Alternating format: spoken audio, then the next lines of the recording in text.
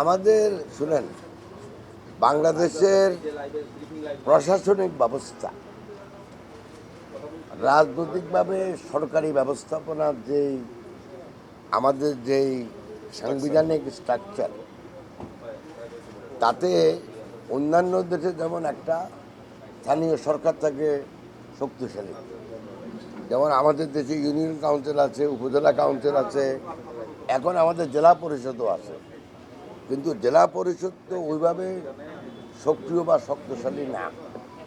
তো আমরা মন্ত্রণালয় থেকে যাই ব্যবস্থা নিতে চাই, যাই কার্যক্রম হাতে নেই, যেটাই বাস্তবায়ন করতে চাই, আমাদের মূল চাবিকাঠি কিন্তু এখনও জেলা প্রশাসন।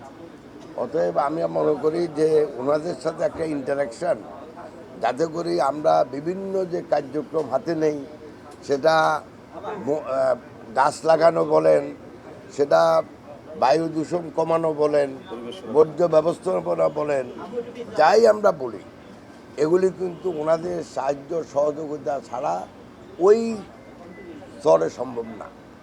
সেই জন্য ওনাদের সমস্যাটা আমরা শুনছি, বাট আমরাও বলছি যে ওনাদেরকে আমরা যে কার্যক্রমগুলো হাতে নেই, যেগুলি হাতে আসে, যেগুলি হাতে নেব, সেগুলির জন্য ওনারা আমাদেরকে সহযোগিতা করে পূর্ণ উদ্যমে, যাতে করে এগুলি ঠিকমতো বাস্তবায়ন হয়। বলুন।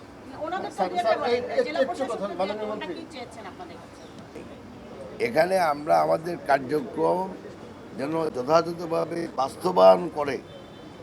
বাস্তবায়ন করার জন্য যে সহযোগিতা দরকার, আমাদের পরিবেশ অধিদপ্তর বলেন বা আমাদের বন অধিদপ্তর বলেন, কার্যকর করার জন্য যে ভূমিকা দরকার, সে ব্যাপারে কার্যকর ভূমিকা রাখার জন্য আমরা সহযোগিতা চাইছি। বলুন, পার্বত্য চট্টগ্রাম